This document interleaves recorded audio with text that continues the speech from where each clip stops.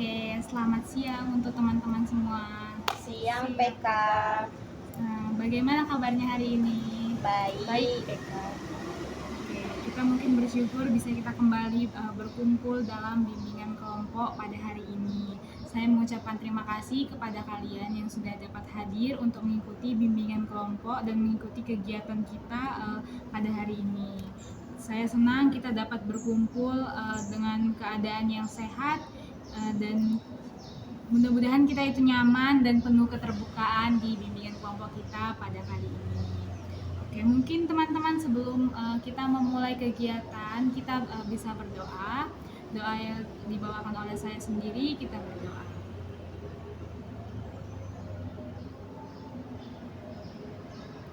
Doa selesai. Oke, jadi teman-teman, di sini saya akan mungkin sebelum kita masuk ke topik yang akan kita bahas, kita mungkin harus membahas dulu tentang apa sih BKP itu, kenapa sih kita harus ngadain yang namanya bimbingan kelompok dan apa sih tujuannya. Atau teman-teman di sini ada yang tahu apa itu BKP dan apa tujuannya? Nggak tahu PK. Oke, jadi di sini bimbingan kelompok itu adalah proses dalam membantu individu dalam kelompok untuk mencapai tujuan bersama, meningkatkan kemampuan sosial, dan juga memecahkan masalah melalui interaksi dan dukungan antar anggota kelompok. Jadi bimbingan kelompok itu biasanya dipimpin oleh seorang fasilitator atau yang bisa disebut PK atau pimpinan kelompok gitu. Jadi tujuan bimbingan kelompok ini adalah untuk meningkatkan yang namanya kesadaran diri, kemampuan kita dalam berkomunikasi, dan juga kemampuan kita untuk memecahkan yang namanya masalah setiap anggota kelompok. Oke teman-teman, di setiap kegiatan itu kan ada yang namanya cara pelaksanaan. Jadi cara pelaksanaan dari bimbingan kelompok ini yang pertama itu menentukan tujuan dan sasaran kelompok. Lalu kita juga bisa membentuk kelompok dengan anggota yang sesuai, menentukan topik atau tema diskusi di dalam kelompok, dan juga kita mengatur jadwal dan tempat pertemuan seperti yang kita lakukan sekarang ini. Oke teman-teman. Oke, nah teman-teman, di dalam bimbingan kelompok juga memiliki yang namanya asas-asas. Jadi asas-asas dalam bimbingan kelompok itu yang pertama ada keterbukaan. Di keterbukaan ini anggota kelompok itu dianjurkan untuk lebih terbuka dan lebih jujur di dalam sebuah kelompok. Lalu ada asas kesukarelaan. Di asas kesukarelaan ini anggota kelompok itu ikut serta secara sukarela tanpa paksaan dari manapun. Lalu kenormatifan. Jadi di dalam kelompok itu kita juga sudah memiliki yang namanya norma-norma yang harus diikuti oleh semua anggota kelompok. Dan yang terakhir itu ada asas kerahasiaan. Jadi asas kerahasiaan itu informasi yang ada di dalam kelompok itu mungkin harus kita jaga di antara sesama anggota kelompok. Oke, mungkin kita perkenalan diri terlebih dahulu. Perkenalkan, saya Cecilia Panjaitan sebagai PK dan teman saya dari sebelah kanan. Perkenalkan, nama saya Trigladis Sitampul. Perkenalkan, nama saya Sarulata Purmalau. Oke teman-teman, mungkin supaya keadaan kita itu lebih akrab, supaya nggak awkward juga, mungkin kita akan melakukan games. Gamesnya itu adalah saya. Oke teman-teman, mungkin kita di sini harus berdiri biar kita lebih semangat.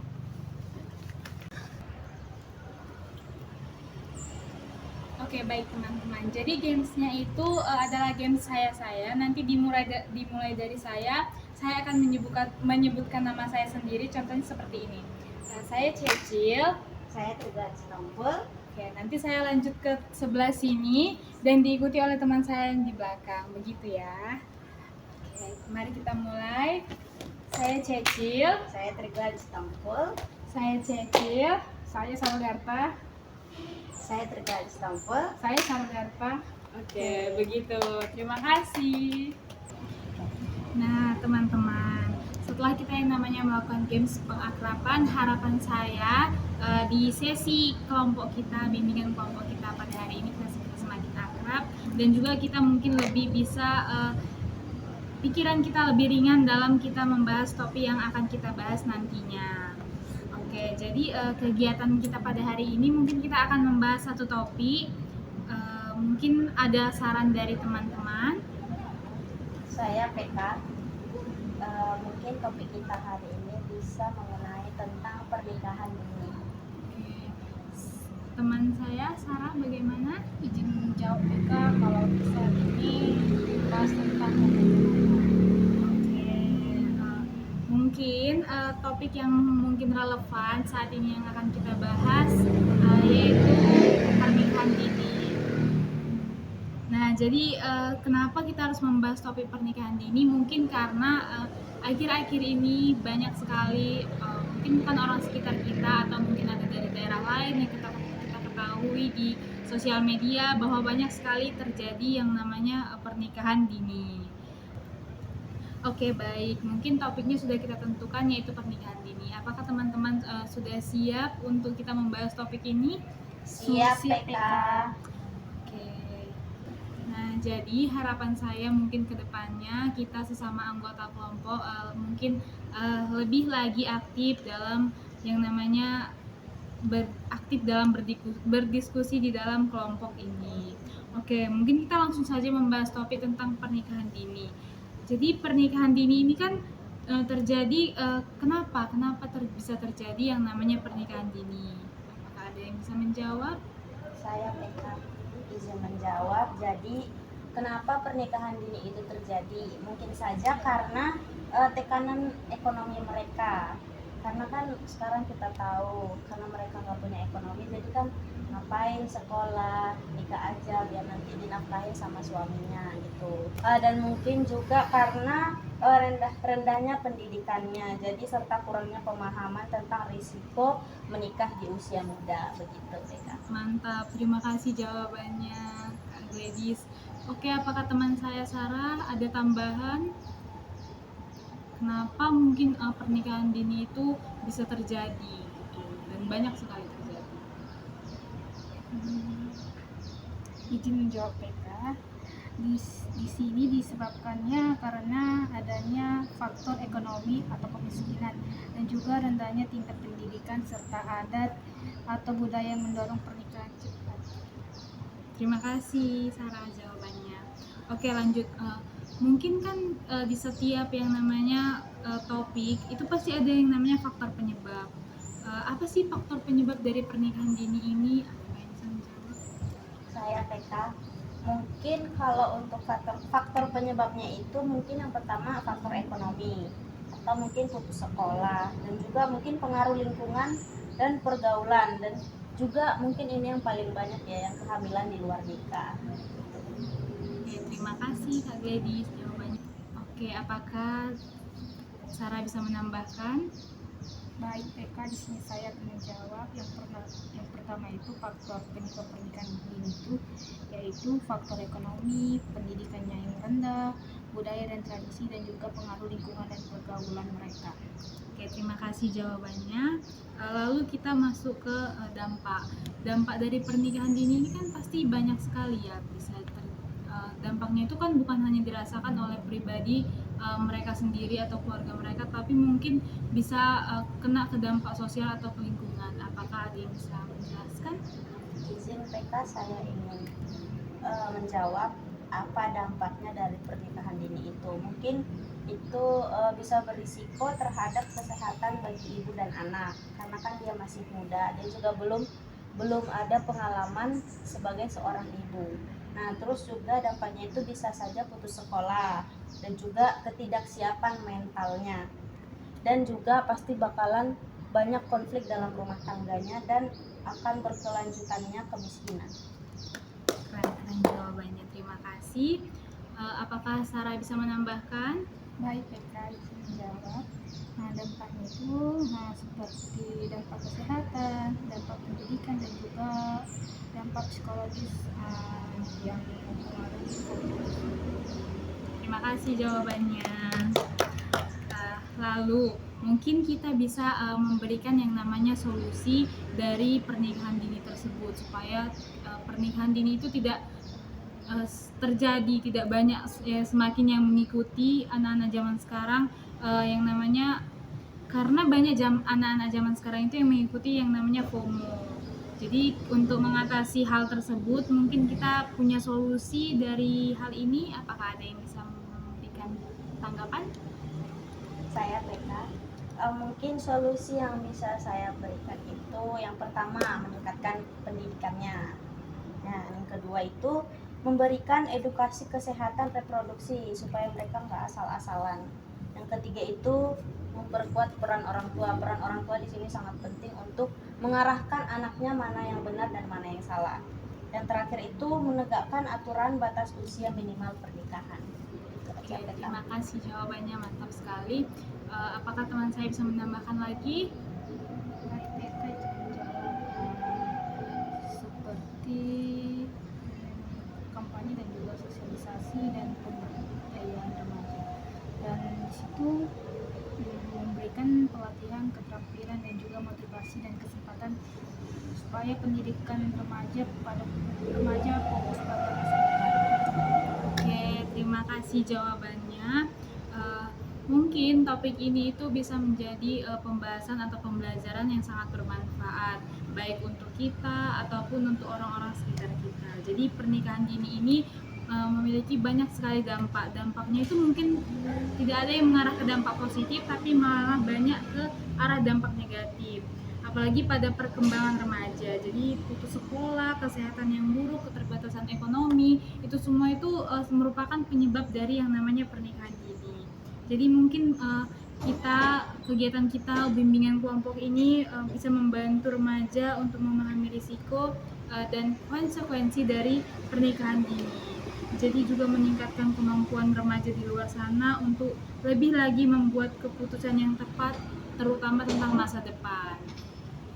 Oke, mungkin dari topik kita tadi saya bisa meminta kalian untuk mengisi format dan membahas isian dari BMD 3 ini. Saya berikan izin. Saya persilahkan kalian untuk mengisi format tersebut.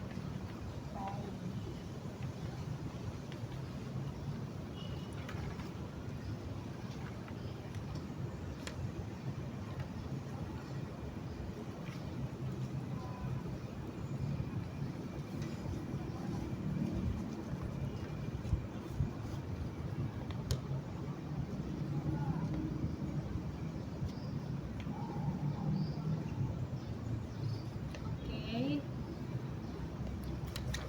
Sudah. terima kasih.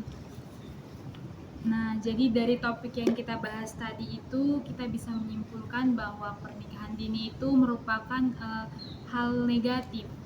Sedikitlah mungkin hal yang positif yang dapat kita petik, tapi banyak sekali hal-hal negatif yang akan terjadi jika pernikahan dini itu terus terjadi dan semakin banyak yang mengikuti.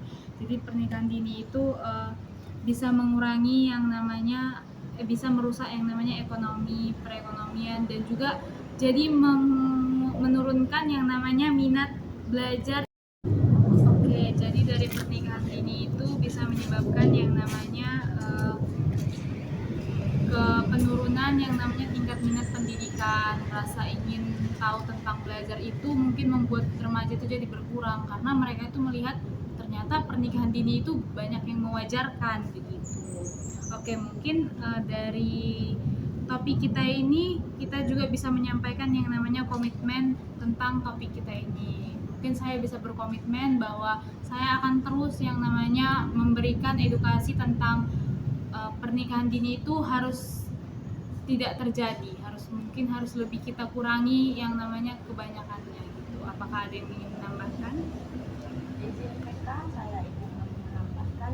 Nah, di sini kalau untuk komitmen mungkin saya akan lebih memahami pentingnya kesiapan usia maupun mental dan juga pendidikan sebelum menikah, dan mungkin saya akan menjaga pergaulan dan meningkatkan pengetahuan tentang kesehatan reproduksi itu serta tidak mengambil keputusan besar karena tekanan sesaat. Nah, dan juga saya akan saling mengingatkan teman dan agar tidak terburu-buru untuk menikah tanpa mempertimbangkan dengan matang. Terima kasih. Baik, di sini saya akan menjawab. Kak. Saya berkomitmen untuk tidak melakukan pernikahan dini dan lebih mengutamakan pendidikan serta masa depan supaya menjadi lebih tinggi. Nah, mungkin topik kita ini akan segera berakhir, tapi dari bimbingan kelompok kita pada hari ini mungkin kita kan ada yang namanya kesan atau pesan yang kita rasakan. Apakah ada yang ingin menyampaikan kesan atau pesan yang sedang dirasakan? Mungkin saya akan menyampaikannya terlebih dahulu. Jadi pesan dan kesan untuk hari ini untuk kesannya saya merasa senang dan juga saya merasa sangat terinspirasi tentang topik kita ini, yaitu pernikahan dini. Dan untuk pesannya, semoga untuk anak-anak yang di luar sana yang masih menjenjang sekolah, terbilang sekolah, untuk lebih pintar lah milih-milih, untuk jangan terlalu cepat untuk menikah. Terima kasih.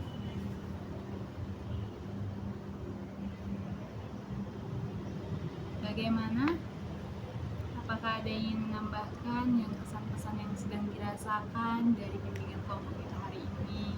Baik, di sini saya akan menjawab. Kesannya itu setelah membahas tentang pernikahan dini, saya menjadi lebih paham bahwa menikah bukan hanya tentang perasaan, tetapi juga tentang kesiapan mental, emosional, dan juga ekonomi. Lalu pesannya itu, saya berharap remaja seusia saya lebih fokus pada pendidikan dan pengembangan diri terlebih dahulu sebelum memutuskan untuk menikah. Terima kasih jawabannya. Saya sangat menghargai pertemuan kita pada hari ini. Saya berharap di pertemuan selanjutnya kita lebih aktif lagi. Mungkin kegiatan kita nanti akan kita lanjutkan. Apakah ada yang ingin memberikan saran kapan kita melanjutkan kegiatan ini, di mana dan jam berapa? Bagaimana? Apakah ada yang ingin memberikan saran? Mungkin kalau untuk pertemuan selanjutnya kita lakukan di jam yang sama dan juga di tempat yang sama seperti hari ini, Kak. Bagaimana? Oke, terima kasih. Jadi pesan dan harapan yang mungkin kita berikan, saya berharap di pertemuan atau di bimbingan kelompok selanjutnya kita lebih aktif dalam berdiskusi. Mungkin kita bisa lebih mengumpulkan lebih banyak ilmu dari hari ini. Apakah ada yang ingin menambahkan? Oke. Sekarang kita mungkin karena tadi sudah diawali dengan doa bersama, juga kita harus menutupnya dengan doa. Doa kembali dibawakan oleh saya, kita berdoa.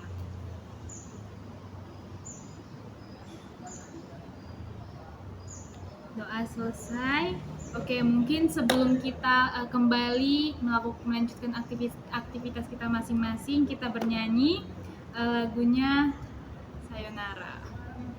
Oke, kita nyanyikan 1, 2, 3, ya. Sayonara, sayonara, sampai berjumpa lagi. Sayonara, sayonara, sampai berjumpa lagi. Buat apa susah, susah itu tak ada gunanya. Buat apa susah, susah itu tak ada gunanya. Oke, terima kasih untuk pertemuan kita hari ini. Semoga di pertemuan selanjutnya kita bisa kembali berkumpul melaksanakan bimbingan kelompok dalam keadaan yang sehat. Saya ucapkan terima kasih, hati-hati di jalan dan kita selalu sehat. Terima kasih.